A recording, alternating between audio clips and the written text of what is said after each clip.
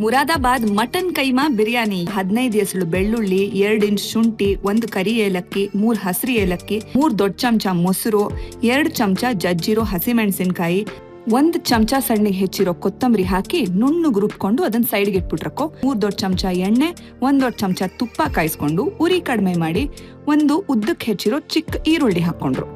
ಅರ್ಧ ಚಮಚ ಜಜ್ಜಿರೋ ಹಸಿಮೆಣಸಿನಕಾಯಿ, 1/4 ಚಮಚ ಶಾಹಿ ಜೀರಾ ಹಸಿ ವಾಸನೆ ಹೋಗೋವರೆಗೂ ಚೆನ್ನಾಗಿ ಫ್ರೈ ಮಾಡ್ಕೊಂಡ್ರು.